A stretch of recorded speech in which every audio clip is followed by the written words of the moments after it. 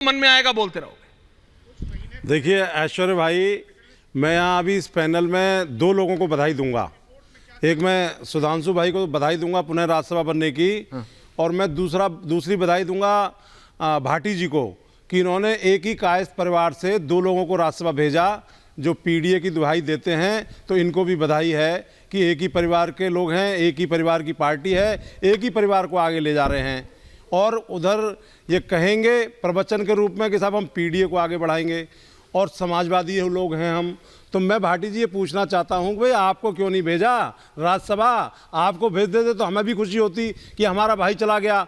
और ये जो जय बहादुरी जी हैं, इन्होंने कौन सी समाजवादी पार्टी की जो है खेती की थी, किसानी की थी, बगिया लगाई थी, उसमें पेड़ लगाए थे जो इनको इस बार। अखिलेश जी जानते हैं आपको नहीं पता? अरे जनता को भी तो पता चलना चाहिए, मुझे भी तो पता चलना चाहिए, क्योंकि ये पीडीए की बात करते हैं। और फिर आलोक रंजन जी, अरे सामंतवादी पूंजीवादी जिन्होंने वहां दलितों के ओबीसी के आरक्षण पर कुंडली मार करके कुठाराघात करके उसको कैंसिल कराया, तो ये कौन से पीडीए की बात करते हैं? यही इनका दोगला चरित्र है। और मैं देखिए व्यक्तिगत तौर पे मोदी जी का थोड़ा प्रशंसक हूं, तो मैं एक बात कहना चाहूंगा कि मोदी जी ने अगर धारा 370 हटा दी तो इसका तो समर्थन बाबा साहब भी करते थे कि ये नहीं लगनी चाहिए।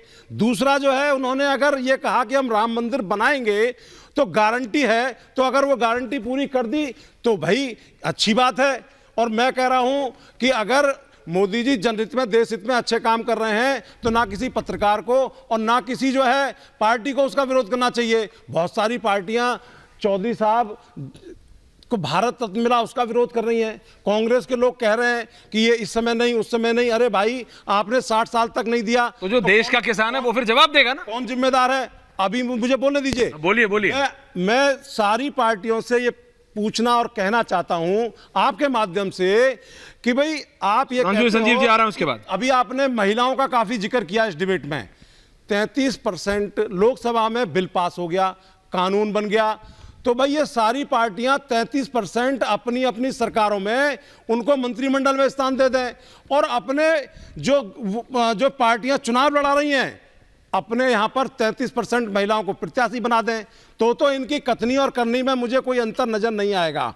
और ये जो भाटी जी बैठे हैं या ये जो दूसरे लोग बैठे हैं, मैं एक चीज और कहना चाहता हूं ऐश्वर्य भाई आपके माध्यम से कि भाई आप 50% की जो भागीदारी की बात करते हैं, ये जो दूसरे राज्यों में भी भागीदारी की बात करते हैं, तो भाई 50% की भागीदारी आप पीडीए वालों को दे दीजिए, 85% की दे दीजिए, उनके प्रत्याशी घोषित कर दीजिए। लेकिन आपको तो भाटी जी एक ही परिवार, एक ही समझ गया मैं, आप कह रहे हो सब वही सब दिखाई देगा।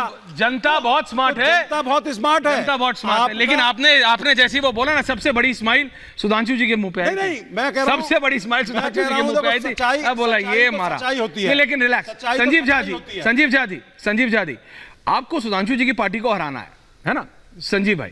आपको हराना है, आम आदमी पार्टी को, बीजेपी को हराना है।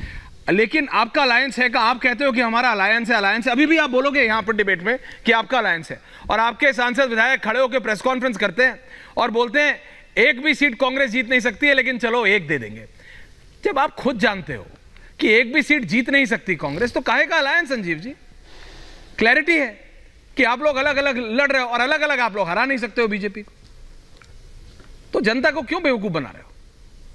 देखिए, 3 बातें हैं। हाँ, और 3 बातें सुधांशु जी। पहली बात, चूंकि सुधांशु जी कह रहे थे कि राहुल गांधी जी को माफी मांगना चाहिए, विदेश में उन्होंने अपमान किया।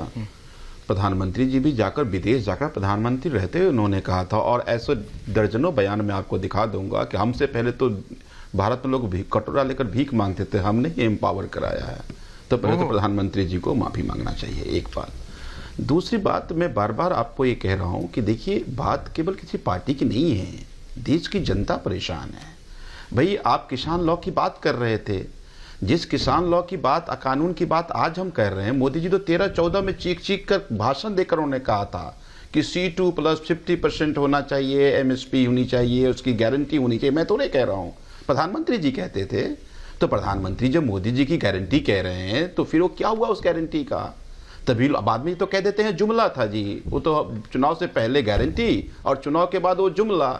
अब फिर वोट जब लगाते हैं मोदी की गारंटी, तो मुझे समझ में नहीं आता कौन सी गारंटी, नहीं पूरा करने की गारंटी या पूरा करने की गारंटी। तो इसका मतलब है मोदी की गारंटी नहीं पूरा करने की। आप कहेंगे तो मैं उनका भाषण सुना दूंगा, बड़े एलोबोरेट होकर के उन्होंने कहा था कि किस तरह से हम एमएसपी होगा कैसे, उसकी गारंटी कैसे होगी।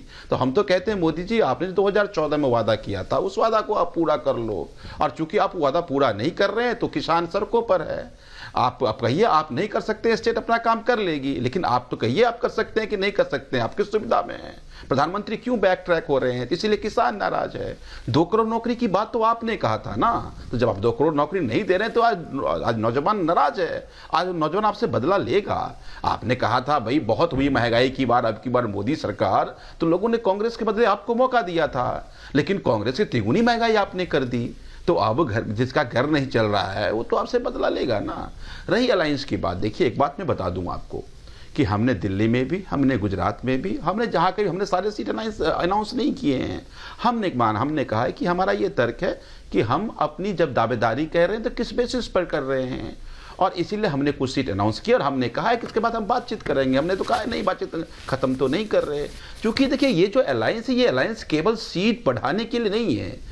ये अलायंस इसलिए है कि आज मैं बार बार फिर वही आता हूं कि जिस तरह से इन्होंने पार्लियामेंट्री सिस्टम को खत्म कर दिया, जो अगर सदन में इनके खिलाफ आवाज उठाए तो किस तरह से सदन से बाहर निकाला है इन लोगों ने। अब देखिए ना, पहली बार इतिहास में आपने देखा होगा संजय भाई दोबारा राज्यसभा का सदस्य हुए और शपथ लेने गए। सुधांशु जी भी राज्यसभा का सदस्य हुए, शुभकामनाएं देता हूं, लेकिन शपथ इसलिए नहीं कहा कि अगर पहले टेन्योर में आपका प्रिविलेज में केस चल रहा है। बताइए किस कानून में लिखा हुआ है भाई कि प्रीवियस टेन्योर में अगर किसी के प्रिविलेज का केस चल रहा हो तो इस टेन्योर शपथ नहीं लेगा? तो हत्या कर रहे हैं ना, संविधान किसका मतलब है हत्या करने, और स्पीकर कर रहे हैं जब हत्या, तो फिर कहां न्याय मांगने चाहेगा? सुधांशु जी जवाब दे रहे हैं कि अब इस देश में एंडिंग के आ गई तो ना तो पार्लियामेंट्री सिस्टम बचेगा ना इस देश का संविधान बचेगा। तो ये बचाने की लड़ाई है। इसमें तमाम लोग चाहे कितने भी हमारे आपस में विविधता क्यों ना हो, सैद्धांतिक विरोध क्यों ना हो, लेकिन संविधान जनता बचाने के लिए इकट्ठा होना पड़ेगा। ओके झा जी, सुधांशु जी जवाब दे रहे हैं, सबके पास आ रहा हूं एंडिंग कमेंट्स के लिए। इसके बाद हाँ देखिए सैद्धांतिक, मैं झा साहब की बात का सैद्धांतिक और संवैधानिक दोनों जवाब देता हूं। पहले मैं इनको भी शुभकामना देता हूं कि इनके मुख्यमंत्री महोदय अभी हाल ही में जो अभी देशभक्ति की बात कर रहे थे, वो श्री राम मंदिर में जाकर अपनी भक्ति, अब वो देश की जनता पे छोड़ता हूं, भक्ति या बगुला भक्ति का प्रदर्शन करके आए हैं, अपनी नानी जी की बात के मन को दुखाकर। क्योंकि उनकी नानी जी के हिसाब से तो वहां उनको जाना नहीं चाहिए, परंतु उन्होंने जाकर बड़ा अच्छा काम किया। कोई बात नहीं, हम कहते हैं तुलसी अपने राम को रीझ भजे चाहे खींच, कोई बात नहीं। अब आता हूं संवैधानिक विषय के ऊपर। अभी आपने कहा संजय जी के विषय में, देखिए संजय जी हमारे सदस्य रहे, हमारा उनसे बातचीत भी होती थी राज्यसभा में, परंतु मैं एक बात कहना चाहता हूं, प्रिविलेज मोशन का अंत सदस्यता समाप्त होने और दोबारा निर्वाचित न होने पर भी हो सकता है। जब तक यह विषय पेंडिंग हो तो यह तकनीकी मामला होता है।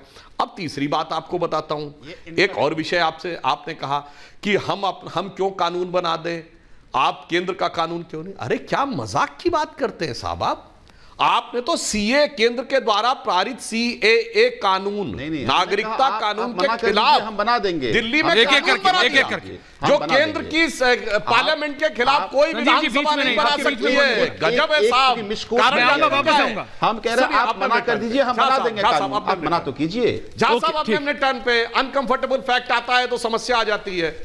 अब मैं बताता हूं झा साहब, विनम्रता से निवेदन कर रहा हूं, अपना टर्न आएगा, मेरी बात की धज्जी उड़ा कहता हूं, आप मना कर दीजिए, मैं बना दूंगा कानून। ओके ठीक है संजीव, है ना, किसान कमजोर वाला वोट बैंक है। अरे सुनिए भाई, किसान कमजोर वाला वोट बैंक है, मुस्लिम कट्टरपंथी मुस्लिम तगड़ा वाला वोट बैंक था, तो उसके लिए तो केंद्र से पारित कानून के खिलाफ कानून बना देंगे। यहां केंद्र कहेगा अपना कानून बना लो तो नहीं बनाएंगे। तीसरी बात, आप ये दावा करते हैं उस पार्टी के हैं जो कहती पढ़े लिखे, आप क्या मान्यवर ये बात बोल गए कि दुगनी महंगाई है? कितनी महंगाई है मैं उससे पूछता हूं आपसे, बताइए इस समय कितनी महंगाई, और कितनी महंगाई थी 2013 में? आधी से भी कम है। गैस का रेट ऐसा कम से कम पढ़ा लिखा कहने वालों को सरासर झूठ नहीं बोलना चाहिए कि 2013-14 से दुगनी महंगाई है। 2013-14 से दुगनी विकास की दर है, महंगाई की दर इस समय उसकी आधी है। आप बताइए बताइए ना आपने दुगनी का, और मैं दर्शकों को बताता हूं ना, मेरी बात पे भरोसा करिए ना इनकी बात पे, इनका अगर झूठ अभी देश मैंने की काम जनता करता हूं। को ये लगे कि पूरे 10 महंगाई- साल संजीव जी, relax, ऐसा मत कीजिए। महंगाई दर तो फिर आप 2000 Sanjeev ji, don't do like महंगाई के मुद्दे पे मांगना। Sanjeev ji, don't do like this. Bhajpa thank की यू। 2014 से 24 5.1% है, जबकि इसमें कोविड का भी दौर है और Multi-currency। यूक्रेन का भी दौर है, और आज पूरी दुनिया में G7 और G20 में सबसे कम महंगाई की दर हमारी है। मैं पाकिस्तान, बांग्लादेश, पाकिस्तान और Okay। श्रीलंका की बात नहीं कर रहा हूं, यूरोप और अमेरिका से बेहतर महंगाई की स्थिति हमारी है।